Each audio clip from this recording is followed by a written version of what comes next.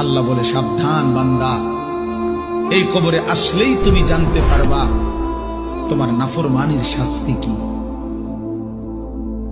সুম্মা কাল্লা সাউফা তা'লামুন, আবারও জানতে পারবা হাসরের ময়দানে জাহান্নামের শাস্তি দিয়া তোমার নাফরমানির পরিণতি কি।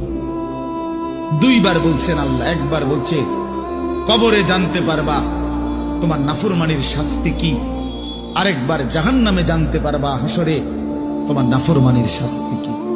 সামান্য কয়টা বুট বেচতে বেচতে বেচারা এক ওয়াক্ত নামাজ পড়ে না, কদ্দুর চা বেচে, দুইটা বন বেচে, বেচারা এক ওয়াক্ত নামাজ পড়ে না।